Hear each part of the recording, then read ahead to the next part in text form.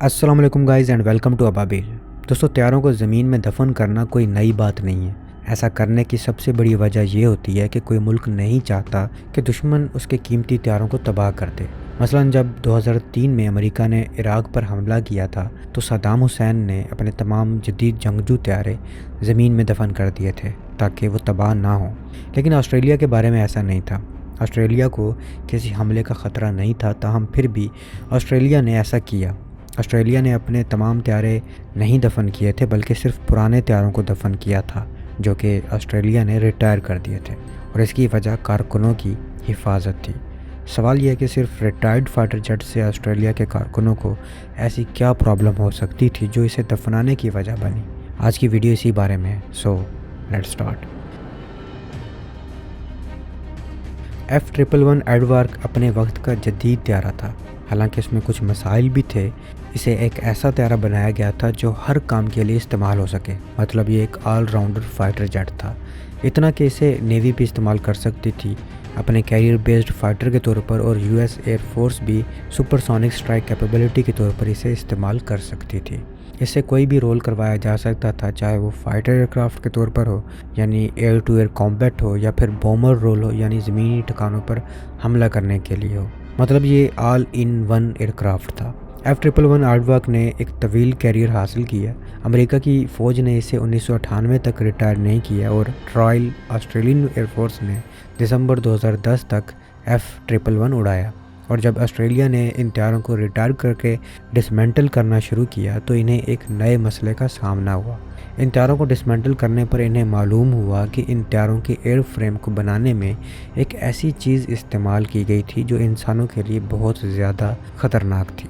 इस चीज़ का नाम एस्बेस्टस था। ये एक ऐसी चीज़ है जो पतली और रेशेदार होती है, और इसे बहुत सी चीज़ों में इस्तेमाल किया जा सकता था, लेकिन ये सेहत के लिए बहुत ज़्यादा नुकसानदेह है। अगर इसे सांस में ले लिया जाए तो ये फेफड़ों में जाकर बीमारियां पैदा कर सकती हैं, और फेफड़ों के कैंसर का बायस भी बन सकती हैं। एस्बेस्टस को बहुत सालों तक मुख्तलिफ़ चीज़ों में इस्तेमाल किया जाता रहा है, जैसा कि इमारतों में और गाड़ियों में। एस्बेस्टस को हटाना बहुत मुश्किल काम और महंगा काम है। बहुत से ममालिक में अब एस्बेस्टस का इस्तेमाल ममनू है। एस्बेस्टस एक ब्रिलियंट सब्सटेंस लगता है। ये फ्लेक्सिबल है, गर्मी बर्दाश्त कर सकता है, और इसे बहुत सी चीज़ों में इस्तेमाल किया जा सकता था, जैसा कि कपड़े बनाने में भी इसे इस्तेमाल किया जा सकता है। और हवाई जहाज़ों के लिए ये बहुत अच्छा मादा लगता था, क्योंकि ये गर्मी, बिजली और जंग लगाने से भी बचाता था। एयरक्राफ्ट बनाने के लिए ये बेस्ट मटेरियल समझा जाता था, लेकिन बाद में पता चला कि जिस मटेरियल को सोना समझा जा रहा है, जो बहुत मजबूत और मुफीद लगता है, वो इंसानों के लिए बहुत ज़्यादा ख़तरनाक है।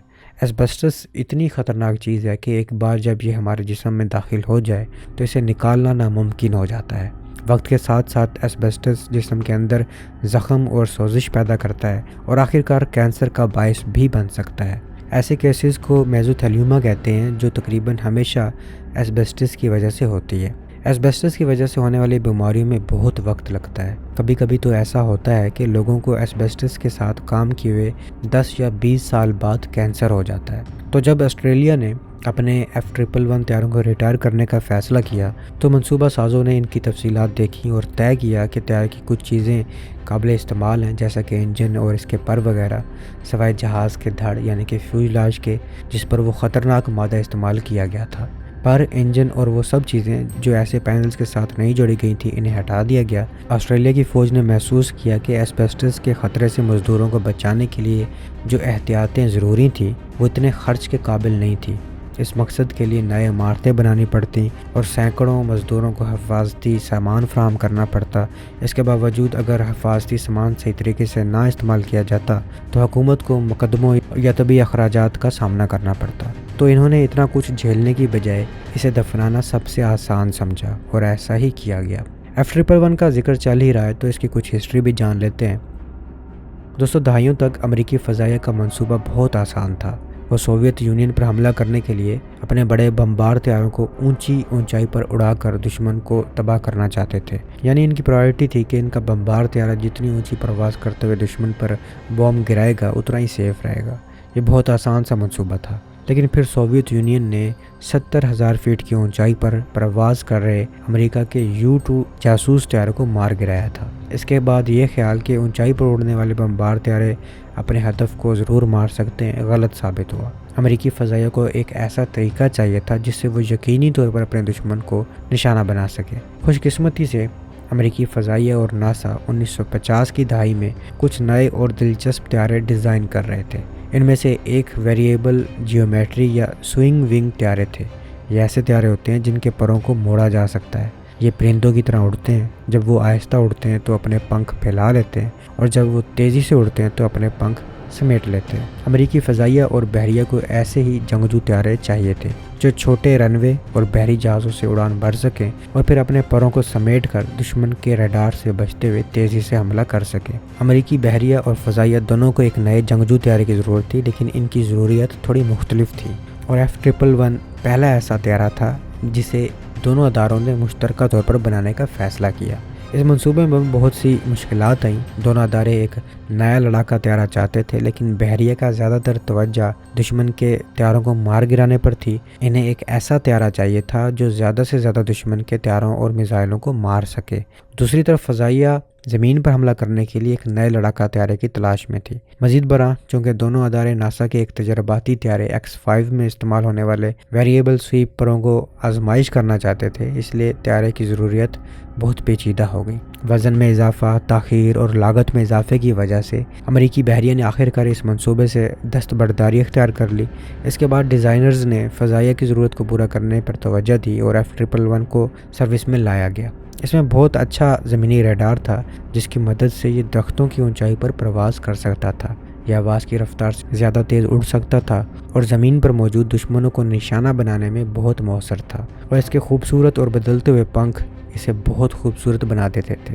حالانکہ ان پنکھوں کی نظام کی وجہ سے طیارے کا وزن بہت زیادہ ہو گیا تھا، لیکن اس کی دیکھ بھال بھی بہت مہنگی تھی اور اسے ڈسپوز کرنا بھی بہت مہنگا پڑا۔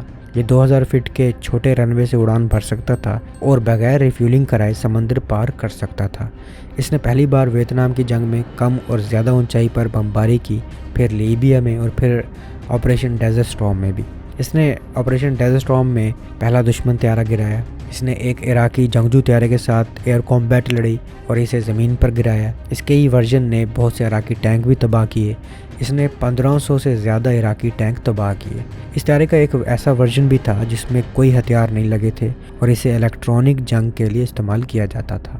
مجموعی طور پر 560 سے زیادہ طیارے بنائے گئے تھے، اور یہ طیارے ایئر شو میں بھی بہت زیادہ مشہور تھے کیونکہ وہ اپنے پنکھوں کو بدلتے ہوئے اور اپنے انجنوں میں زیادہ ایندھن شامل کر کے 100 سے 300 فٹ لمبی آگ کی لہر پیدا کرتے تھے۔ اس طیارے کی ٹیکنالوجی کو بعد میں F-14 جیسے جنگجو طیاروں میں بھی استعمال کیا گیا۔ دوستو، F-111 کی دلچسپ بات یہ ہے کہ اس کا ذکر ایک خلائی جہاز کے ساتھ جوڑا جاتا ہے۔ یہ سن کر آپ کو شاید عجیب لگے کہ ایک طیارے کا ذکر خلائی جہاز کے ساتھ کیوں جوڑا جا رہا ہے، لیکن یہ سچ ہے کہ F-111 نام ایک خلائی جہاز وائجر کے ساتھ ایک بہت ہی دلچسپ طریقے سے جوڑا گیا تھا۔ وائجر گولڈن ریکارڈ دراصل ایک سونے کی ڈسک ہے جس پر زمین کے بارے میں معلومات ریکارڈ کی گئی ہیں۔ اس ڈسک کو 2 خلائی جہازوں وائجر 1 اور وائجر 2 میں رکھا گیا تھا۔ ان خلائی جہازوں کو زمین سے بہت دور خلا میں بھیجا گیا تھا تاکہ وہ دوسرے سیاروں اور ستاروں کے بارے میں معلومات جمع کر سکیں۔ اس ڈسک میں زمین کی تصاویر، مختلف زبانوں میں سلام، زمین کی آوازیں اور مختلف موسیقی شامل کی گئی تھی۔ اس ڈسک کو اس امید کے ساتھ بھیجا گیا تھا کہ اگر کبھی کسی دوسرے سیارے پر کوئی ذہین مخلوق اس ڈسک کو پائے تو وہ زمین کے بارے میں کچھ جان سکے۔